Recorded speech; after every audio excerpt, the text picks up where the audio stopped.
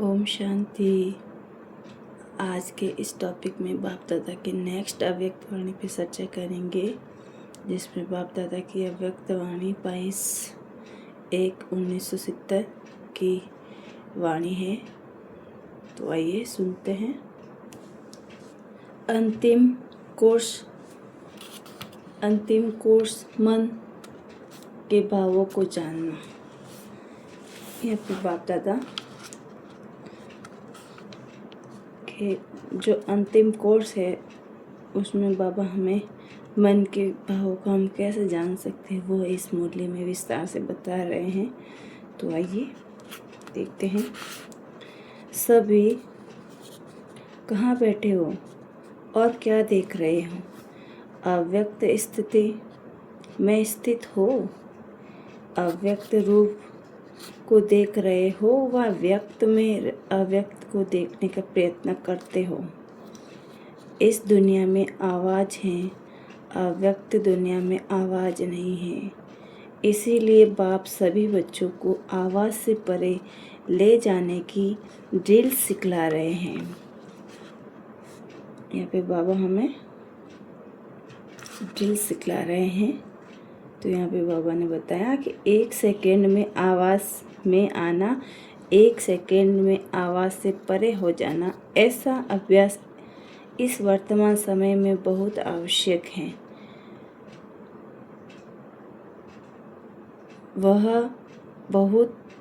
वह समय भी आएगा जैसे अव्यक्त स्थिति में स्थित होते जाएंगे और वैसे वैसे नयनों के इशारों से किसके मन के भाव को जान जाएंगे। कोई बोलने व सुनने की आवश्यकता नहीं होगी। ऐसा समय अब आने वाला है। बाबा ने यहाँ पे हमें एक हिंट दिया है कि ऐसा समय आने वाला है जिससे हम नयनों के इशारों से किसके मन के भाव को जान सकते हैं। तो ऐसा समय आने वाला है और हमें उस लायक बनना है, उस जैसा बनना है। जैसे बाप दादा के सामने जब आते हो तो बिना सुनाए हुए भी आप सभी के मन के संकल्प, मन के भावों को जान लेते हैं। वैसे ही आप बच्चों को भी यही अंतिम कोर्स पढ़ना है। जैसे मुख्य भाषा कही जाती है वैसे ही फिर रूहों की रूहान होती हैं जिसे रूहान कहते हैं। तो भी रूह से बातें करते हैं, लेकिन कैसे? क्या रूहों की बातें मुख से होती हैं? जैसे रूहानी स्थिति में स्थित होते जाएंगे वैसे वैसे रूह की बात को ऐसे ही सहज और स्पष्ट जान लेंगे। जैसे इस दुनिया में मुख द्वारा वर्णन करने से 1-2 के भाव को जानते हो, तो इसके लिए किस बात की धारणा की आवश्यकता है? विशेष इस बात की आवश्यकता है जो सदैव बुद्धि की लाइन क्लियर हो और कोई भी अपने बुद्धि में व मन में डिस्टर्बेंस होगा, वह लाइन क्लियर न होगी तो 1-2 के संकल्प और भाव को नहीं जान सकेंगे। लाइन क्लियर न होने के कारण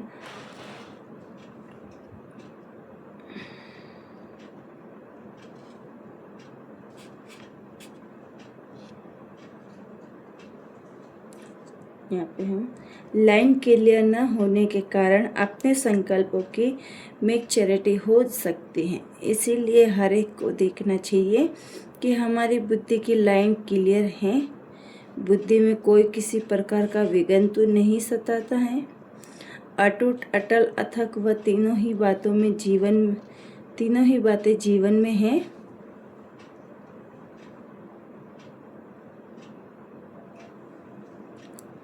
अगर इन तीनों बातों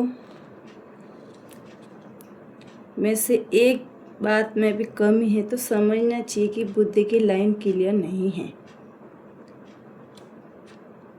बाबा ने यहाँ पे हमारी बुद्धि की लाइन क्लियर कैसे हो सकती है उसके बारे में विस्तार से बताया है कि जिसकी बुद्धि में तीनों बातें हमेशा ही अटूट रूप से हैं अटूट, अटल, अथक, तीनों ही बातें अपने जीवन में हैं, समाई हुई हैं, तो हमारी बुद्धि की लाइन क्लियर हो सकती है। और अगर नहीं है, तीनों में से एक की भी कमी है, तो यहाँ पे बाबा ने बोला कि बुद्धि की लाइन क्लियर नहीं हो सकती। जब बुद्धि की लाइन क्लियर हो जाएगी तो उसकी स्थिति स्मृति क्या होगी? जितनी जितनी बुद्धि की लाइन अर्थात पुरुषार्थ की लाइन होगी, उतना क्या स्मृति में रहेगा? कोई भी बात में उनके सामने भविष्य में ऐसा ही स्पष्ट होगा जैसे वर्तमान स्पष्ट होता है। उनके लिए वर्तमान और भविष्य में एक समान हो जाएगा। जैसे आजकल साइंसदानों ने कहाँ कहाँ की बातों को इतना स्पष्ट दिखाया है जो दूर की चीज़ भी नज़दीक नज़र आती। इसी रीति से जितना पुरुषार्थ क्लियर होगा उतना ही भविष्य की हर बात दूर होते हुए भी नज़दीक दिखाई देगी। जैसे आजकल टेलीविज़न में देखते हैं तो सभी स्पष्ट दिखाई पड़ते हैं ना, तो उनकी बुद्धि में और उनकी दृष्टि टेलीविज़न की भांति सभी बातें स्पष्ट देखेगी और जानेगी, और कोई भी बात में पुरुषार्थ की मुश्किलात नहीं रहेगी।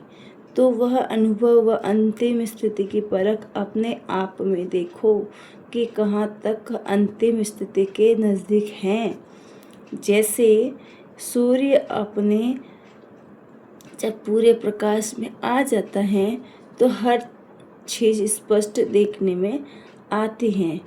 जो अंधकार है, धुंध है, वह सभी खत्म हो जाता है। इसी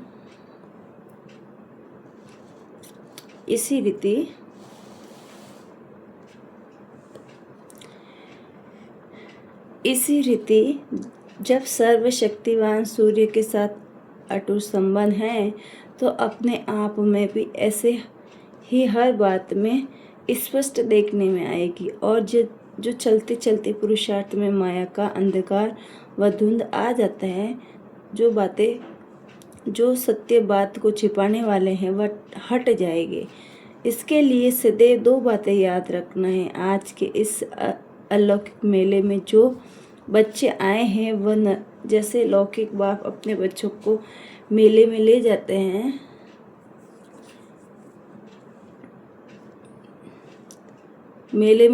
हैं, जो स्नेही बच्चे होते हैं उनको कोई न कोई चीज़ लेकर देते हैं। तो बाप दादा भी आज इस अनोखे मेले में आप सभी बच्चों को कौन सी अनोखी चीज़ देंगे पता है? आज इस मधुर मिलन में मेले का यादगार क्या दे रहे हैं कि सदैव शुभ चिंतक और शुभ चिंतन में रहो। बाबा ने यहाँ पे बोला है हमें, बाबा ने इस मधुर मिलन मेले की यादगार दी है कि सदैव शुभ चिंतक और शुभ चिंतन में रहना है। शुभ चिंतन और शुभ चिंतक, यही दो बातें सदैव याद रखना कि शुभ चिंतन से अपनी स्थिति बना सकेंगे और शुभ चिंतक बनने से अनेक आत्माओं की सेवा करेंगे। तो आज ये वतन से आए हुए सभी बच्चों के प्रति अविनाशी सौगात है। बाप दादा का स्नेह अधिक है व बच्चों का अधिक है। कोई बच्चे सोचते होंगे कि हम सभी का स्नेह बाप दादा से ज़्यादा है। कोई है लेकिन मेजॉरिटी नहीं। स्नेह है लेकिन अटूट और एक रस स्नेह नहीं है। बच्चों का स्नेह रूप में बदलता बहुत है। बाप दादा का स्नेह अटूट और एक रस रहता है।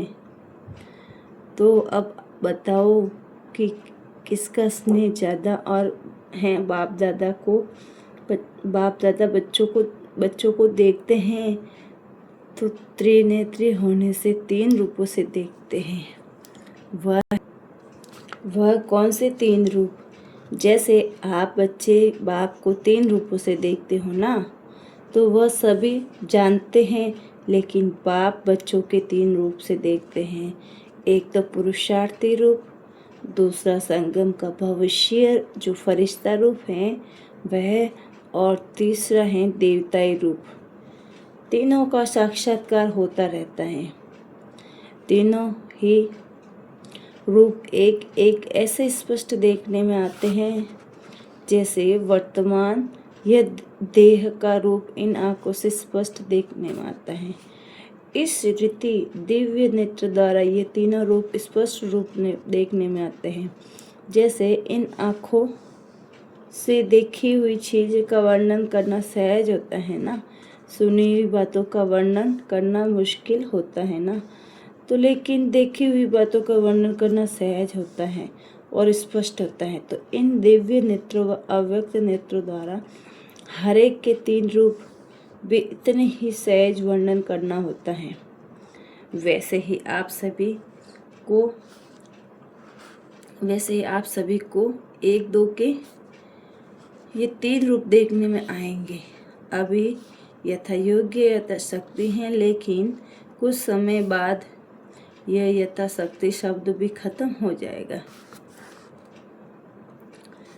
और हर एक अपने अपने नंबर प्रमाण संपूर्णता को प्राप्त हो जाएंगे।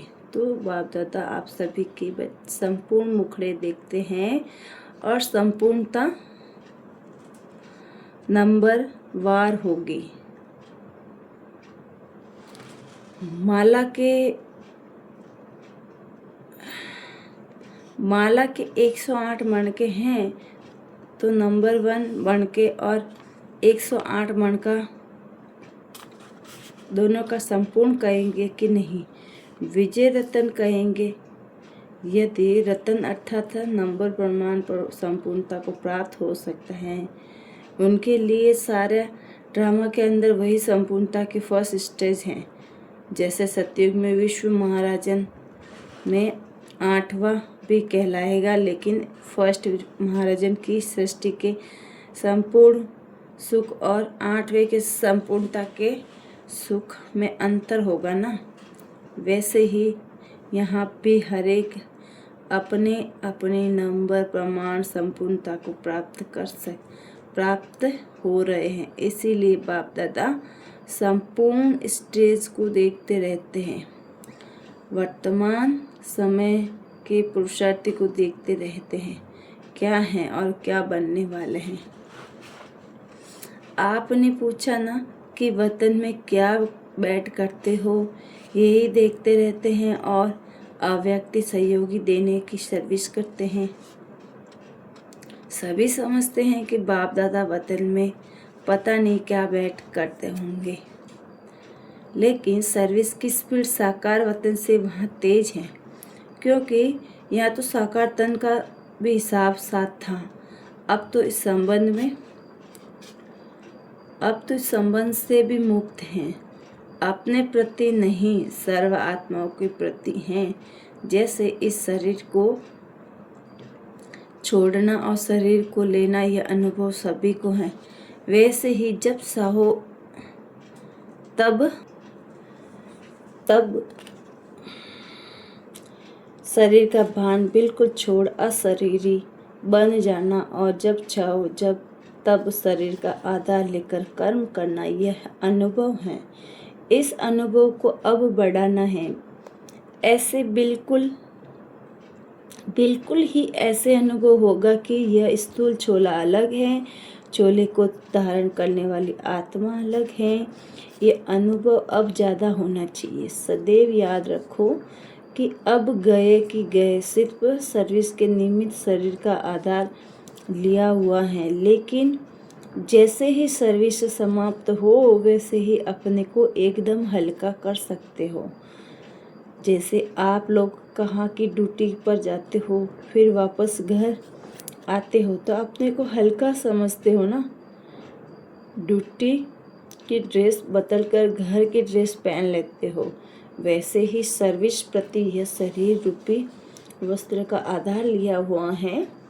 फिर सर्विस समाप्त हुई इन वस्त्रों के बोझ से हल्के और न्यारे हो जाने का प्रयत्न करो।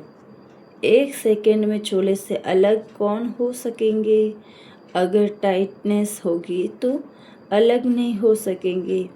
कोई भी चीज़ अगर चिपकी हुई है तो उनको खोलने में मुश्किल होती है ना, तो हल्के होने से सहज ही अलग हो जाते हैं। वैसे ही अगर अपने संस्कारों में कोई भी ईजीपन नहीं होगा तो फिर अशरीरीपन का अनुभव नहीं कर सकेंगे। सुनाया था ना कि क्या बनना है, इजी और अलर्ट। ऐसे भी नहीं कि ऐसा इजी रहे जो माया भी इजी आ जाए। कोई भी समय इजी रहना पड़ता है, कोई समय अलर्ट रहना पड़ता है। तो इजी और अलर्ट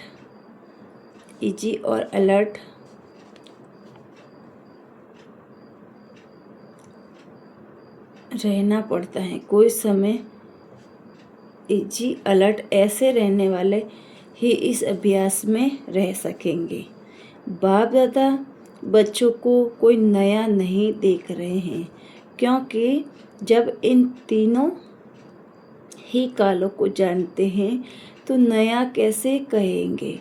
इसीलिए सभी अति पुराने हैं। कितना पुराने हैं वह हिसाब नहीं निकाल सकते। तो अपने को नया नहीं समझना, अति पुराने हैं और वह पुराने अब फिर से अपना हक लेने के लिए आए हैं। यह नशा सदैव कायम रहे। यह भी कभी नहीं बोलना कि पुरुषार्थ करेंगे देखेंगे, नहीं तो जो लास्ट में आए उनको यह सोचना है कि हम फास्ट जाएंगे। अगर फास्ट का लक्ष्य रखेंगे तो पुरुषार्थ भी ऐसे ही होगा। इसीलिए कभी कभी ये नहीं सोचना कि हम लोग तो पीछे से आए हैं तो प्रजा बन जाएंगे। नहीं, पीछे आने वालों को भी अधिकार है राज्य पद पाने का। अच्छा, अव्यक्त मुलाकात भी मिलन ही है। इसीलिए सभी को यह निश्चय रखना है कि हम राज्य पद लेकर ही छोड़ेंगे। हम नहीं बनेंगे तो कौन बनेंगे। कोटों में तो कोई कौन सी आत्माएं गिनी जाती हैं। ऐसे कोटों में कोई हम आत्मा ड्रामा के अंदर है। यह अपना निश्चय नहीं भूलना है। बाप दादा सभी बच्चों का भविष्य देख हर्षित होते हैं। एक एक से मिलन मन की बातें तो यह है कि लेकिन आप सबके समान इस व्यक्त दुनिया में बाप दादा को अभी यह व्यक्त दुनिया नहीं है। तो आपके दुनिया के प्रमाण समय को भी देखना पड़ता है। वतन में समय नहीं होता, घड़ी नहीं होती। बाप दादा हमें यहाँ पे ये समझाना चाह रहे हैं कि वतन में ना तो घड़ी होती है ना समय होता है ना। बाप दादा हमें व्यक्त दुनिया नहीं तो आप इस दुनिया के प्रमाण व समय को देखना पड़ता है। मतलब बाप दादा भी हमें ये बोल रहे हैं कि आप दुनिया के प्रमाण इस व्यक्त दुनिया को देखना पड़ रहा है ना, कि वहाँ पे समय, वतन में तो समय होता ही नहीं है। तो बाप दादा हमें वतन की दुनिया के बारे में बता रहे हैं, लेकिन इस दुनिया में ये सभी बातें देखनी पड़ती है। बाप दादा हमें व्यक्त दुनिया की बातों के बारे में बता रहे हैं कि व्यक्त दुनिया में ही दुनिया के बारे में सभी बातें होती है जो जिसके बारे में बाबा ने बोला कि समय वहाँ नहीं होता है, यहाँ होता है ना। तो यहाँ पे इस समय के हिसाब से चलना पड़ता है। तो वही तो सब, जब सूर्य चांद ही नहीं तो रात दिन किस हिसाब से हो। इसीलिए समय का बंधन नहीं है।